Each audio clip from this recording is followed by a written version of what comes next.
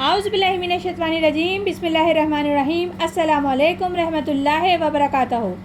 جیسے کہ کل بھی سورہ نساء کی چند آیت کا ترجمہ، تفسیر اور خلاصہ بیان کیا تھا، آگے ارشاد ربانی ہے ان اللہ لا یغفر ان یشرک بہ یغفر ما دون ذلک لمن یشاء ومن یشرک باللہ فقد ضلال بعید۔ بے شک اللہ نہیں بخشے گا اس کو کہ شریک ٹھہرایا جائے کسی کو اس کے ساتھ، اور بخش دے گا اس کے سوا جس کے لیے چاہے۔ جو شریک ٹھہراتا ہے اللہ کے ساتھ وہ ہو گیا گمراہ، دور کی گمراہی میں۔ اس آیت میں رب العزت بتا رہے ہیں کہ اللہ تعالیٰ ہرگز نہیں بخشے گا ایسے کو جس کے ساتھ شریک کیا جائے، اور بخش دے گا اسے جو اس سے کم تر ہو، جسے چاہے گا وہ بخشے گا۔ اور جو شرک کرتا ہے اللہ کے ساتھ تو وہ گمراہ ہو گیا اور گمراہی میں بہت دور تک نکل گیا۔ ارشاد ربانی ہے ان یدعون من دونہ الا اناسا وان یدعون الا شیطان مرید۔ وہ نہیں عبادت کرتے اللہ کے سوا مگر چند زنانی چیزوں کی، اور نہیں عبادت کرتے مگر شیطان سرکشی کی۔ یہاں اللہ تعالیٰ بتا رہے ہیں کہ اس آیت میں کہ مشرکین مکہ کے بارے میں بات ہو رہی ہے کہ وہ نہیں پکارتے تھے یہ لوگ اللہ کے سوا کسی اور کو مگر مونس کو پکارتے تھے، یعنی کہ عورتوں کو، اس لیے کہ ان کی دیویاں جو تھیں لات، عزا، منات۔ لات الہ کی مونس تھی، اور عزا العزیز کی مونس، منات یہ سب ساتھ ہیں۔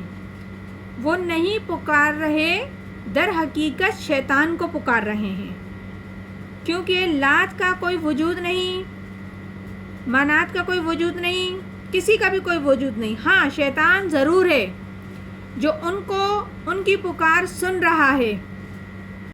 لعنہ اللہ وقال لأتخذن من عبادک نصیبا مفروضا۔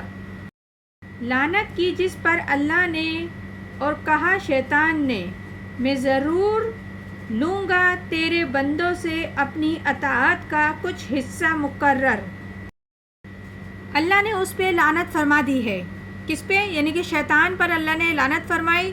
تو شیطان نے کہا کہ اے اللہ میں تیرے بندوں سے ایک مقررہ حصہ ضرور لوں گا اور چھوڑ دوں گا ان کو اپنے ساتھ جہنم میں پہنچا دوں گا، یعنی کہ ان کو ایسا گمراہ کروں گا کہ اپنے ساتھ سیدھا جہنم میں لے کے جاؤں گا۔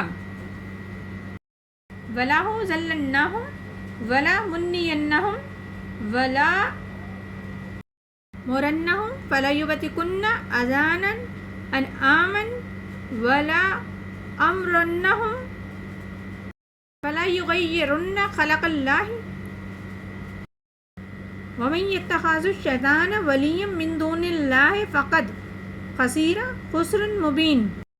اور میں ضرور گمراہ کروں گا ان کو، اور میں ضرور وسوسے دلاؤں گا ان کو، اور میں ضرور سکھاؤں گا ان کو، تو وہ ضرور چیریں گے جانوروں کے کان، اور میں ضرور سکھاؤں گا ان کو تو وہ بدلیں گے صورتیں بنائی ہوئی اللہ کی۔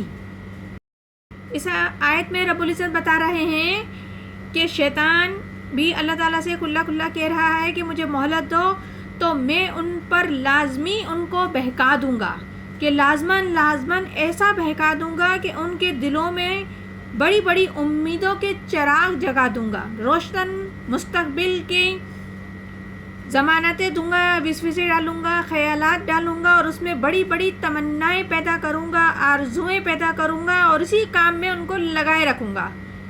اللہ ہمیں بخش دے گا۔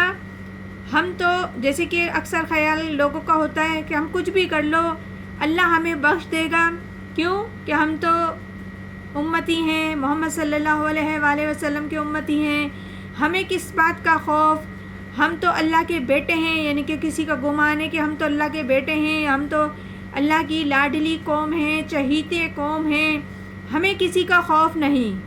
اور پھر شیطان کیا بولتا ہے کہ میں انہیں حکم دوں گا اور وہ میرے حکم سے لوگ کیا کریں گے، چوپائے جانوروں کے کان چیر دیں گے۔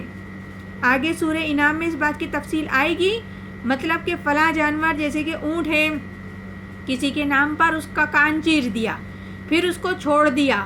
اب اس جانور کا کوئی نہ گوشت کھا سکتا ہے، نہ اس پہ سواری کر سکتا ہے، کیوں کہ وہ فلاں بت کے نام پر چھوڑ دیا گیا ہے آزاد، اس کو کوئی کچھ نہیں کہہ سکتا۔ تو شیطان کہتا ہے میں انہیں ایسے حکم دوں گا اور وہ اللہ کی خلق میں تبدیلی کریں گے، یعنی کہ جیسا اللہ تعالیٰ نے انسان کو بنایا ہے اس کی بناوٹ میں تبدیلی کریں گے۔ جیسا کہ آپ دیکھ رہے ہیں مردوں عورتوں کے رنگ میں ڈھل رہے ہیں، عورتیں مردوں کے رنگ میں ڈھل رہی ہیں، ان کی شبیہ اختیار کر رہی ہیں، مرد بھی اسی طریقے سے شبیہ اختیار کر رہے ہیں۔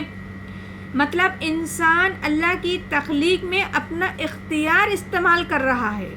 تو جس شخص نے اللہ کو چھوڑ کر شیطان کو اپنا دوست بنا لیا تو وہ بہت بڑے کھلے خسارے میں ہے، تباہی میں مبتلا ہو گیا ہے، یعنی کہ اس کے لیے پھر کوئی راہ ہدایت نہیں ہے جو اسے بچا لے گی یا اسے بخش دے گی۔ تو یہ سورہ نساء ہے جس کی ابھی ہم نے چند آیت کا ترجمہ، تفسیر اور خلاصہ بیان کیا۔ انشاءاللہ تعالیٰ آگے بھی مزید کرتے رہیں گے۔ پروردگار عالم ہم سب کو قرآن پاک صحیح طریقے سے پڑھنے، سمجھنے اور عمل کرنے کی توفیق عطا فرمائے۔ آمین ثم آمین۔ جزاک اللہ۔